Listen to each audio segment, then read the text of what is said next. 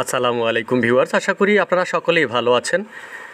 আজকের ভিডিও থেকে ৩৫ ঊর্ধ্বদের বিশেষ গণবিজ্ঞপ্তি নিয়ে কি জানিয়েছে শিক্ষা মন্ত্রণালয় সেইটি আজকের ভিডিও থেকে আপনারা জানতে পারবেন। তবে আপনার কাছে একটা রিকোয়েস্ট, আপনি আমার চ্যানেলে এখনও নতুন হয়ে থাকলে সাবস্ক্রাইব করে পাশে থাকা বেল আইকনটি বাজিয়ে রাখুন। সকল তথ্য সবার আগে আমি আপনাকে দেওয়ার চেষ্টা করব। তো ৩৫ বছর প্লাস যারা, অর্থাৎ এনটিআরসি এর শিক্ষক নিবন্ধন সনদধারী যারা আছেন, যেখানে অনেকেই এই ৩৫ বছরের বেশি হয়ে যাওয়ার কারণে যে চতুর্থ এবং পঞ্চম গণবিজ্ঞপ্তিতে আবেদন করতে পারেননি, তো তাদের জন্যই আজকের এই আপডেট। তো চলুন, আমি আসলে কথা না বাড়িয়ে সরাসরি ভিডিওতে চলে যাই। ভিডিওটি দেখলে আপনি বিষয়টি ভালোভাবে বুঝতে পারবেন। তবে আবারও বলছি, আপনি ভিডিওটি স্কিপ করবেন না। আপনি সম্পূর্ণ ভিডিওটি দেখলে এবং দেখার পরে আপনি আপনার মূল্যবান মন্তব্য আপনি আমাকে কমেন্ট করে জানাবেন। আপনার কোনো পরামর্শ থাকলে সেটিও আপনি আমাকে জানাতে পারেন। তো ভিউয়ার্স, আমরা ৩৫ ঊর্ধ্বদের নিয়ে যে আপডেট আছে সেখানে আজকে আমরা দেখি যে শিক্ষক নিবন্ধন পরীক্ষায় চূড়ান্তভাবে উত্তীর্ণ হয়ে বয়স সংক্রান্ত জটিলতায় গণবিজ্ঞপ্তিতে আবেদন করতে পারেননি ১৭তম শিক্ষক নিবন্ধনধারীরা। একই সঙ্গে নানা কারণে আবেদনের সুযোগ বঞ্চিত হওয়ার দাবি করেছে ১ থেকে ১২তম নিবন্ধনধারীরা।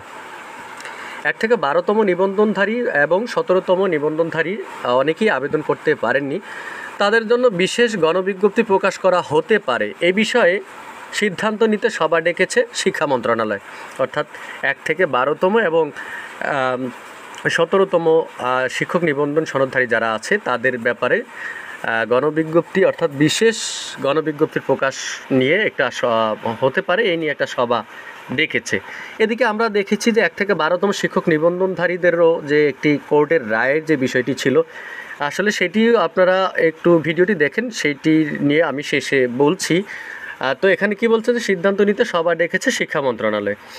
বিষয়টি নিশ্চিত করে শিক্ষা মন্ত্রণালয়ের মাধ্যমিক উচ্চ শিক্ষা বিভাগের অতিরিক্ত সচিব বেসরকারি মাধ্যমিক, অর্থাৎ যে মিজানুর রহমান দ্য ডেইলি ক্যাম্পাসকে বলেন, ৩৫ ঊর্ধ্ব এবং সনদের মেয়াদ না থাকা প্রার্থীদের বিষয়ে আলোচনা করতে একটি সভা ডাকা হয়েছে।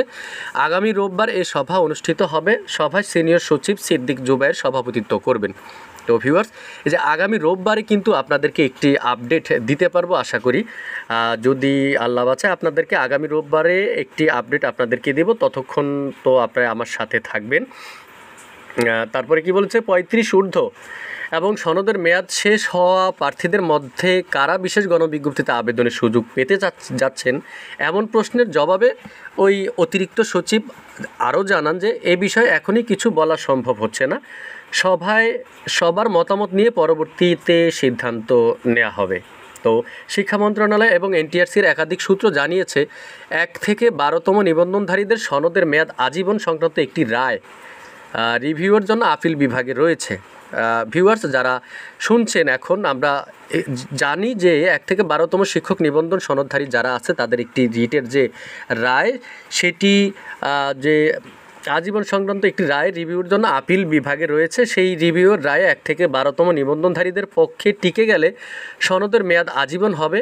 একই সাথে নিবন্ধনে উত্তীর্ণ ৩৫ ঊর্ধ্ব প্রার্থীরা গণবিজ্ঞপ্তিতে আবেদনের সুযোগ এবং শিক্ষক যে নিয়োগ সুপারিশ পাবেন।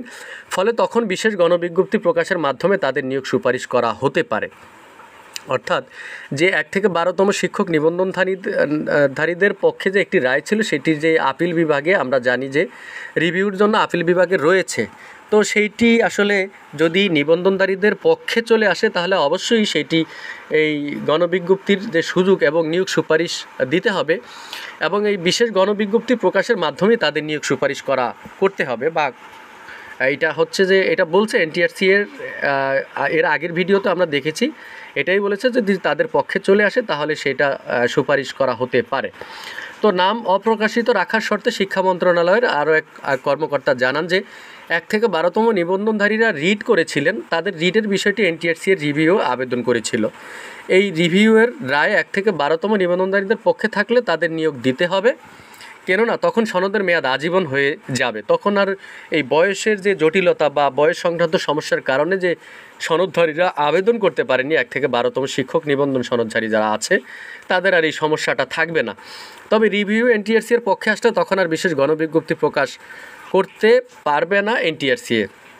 তো আমরা আশা রাখি শিক্ষক নিবন্ধন সনদধারী যারা আছেন তারা 35 ঊর্ধ্ব যাদের হয়ে গেছে, আসলে 35 বছরের পরে কিন্তু তারা নিবন্ধন সনদ অর্জন করেনি, 35 বছরের আগেই কিন্তু তারা নিবন্ধন সনদ অর্জন করেছে। তো এনটিআরসি এর বিভিন্ন সমস্যা থাকার কারণে, নানা জটিলতার কারণেই কিন্তু তাদের বয়স 35 বছরের বেশি হয়ে গেছে। সেখানে তো নিবন্ধনধারী যারা আছে তাদের কোনো দোষ নেই, তাহলে কেন তারা নিয়োগ পাবে না, নিয়োগ সুপারিশ পাবে না? তো আশা করছি যে রিভিউর রায়ে 1 থেকে 12তম সনদধারী যারা আছে তাদের পক্ষেই আসবে, এটা আমরা আশা করি। তবে 17তম নিবন্ধনে উত্তীর্ণ 35 ঊর্ধ্বদের যে বিষয়টি ইতিবাচক হিসেবে দেখা হচ্ছে, সভায় তাদের বিষয়ে একটি সিদ্ধান্ত আসতে পারে। তো ভিউয়ার্স যারা আছেন এবং এই 1 থেকে 12তম শিক্ষক নিবন্ধন সনদধারী যারা আছেন, তাদের দীর্ঘদিনের দাবি যেই বিভিন্ন জটিলতার কারণে তারা এই নিয়োগ সুপারিশ পাননি, যেটি আমরা দেখেছি, তো তাদের পক্ষে যেন রায়টি চলে আসে এবং এই শিক্ষক নিবন্ধন সনদধারী যারা আছে বা যারা বেকার ঘুরছেন এখন, তাদেরকে যেন এই সমস্যার সমাধান করে এমপিওভুক্ত প্রতিষ্ঠানে যে শিক্ষক সংকট আছে, যে সকলকে আমরা দেখেছি আমাদের দেশে অনেক এমপিওভুক্ত শিক্ষা প্রতিষ্ঠানে শিক্ষক সংকট রয়েছে, কিন্তু এদিকে সনদধারী যারা আছে তারা বিভিন্ন সমস্যার কারণে নিয়োগ সুপারিশ পাচ্ছেন না। তো আসলে এই সমস্যাটা সমাধান করতে হবে, বা এই সমস্যাটা যেন খুব দ্রুত সমাধান হয়, আর 1 থেকে 12তম সহ 17তম শিক্ষক নিবন্ধন সনদধারী যারা আছে প্রত্যেকের জন্য একটি চাকরির ব্যবস্থা হয়ে যায়। তো ভিউয়ার্স, আজকের ভিডিওতে এ পর্যন্তই। আমি আশা রাখি আগামী রোববার পর্যন্ত বা রোববারে আমি আপনাদেরকে একটি আপডেট দিতে পারবো ইনশাল্লাহ, আশা করি। ততক্ষণ পর্যন্ত আপনারা ভালো থাকুন, সুস্থ থাকুন। আল্লাহ হাফেজ।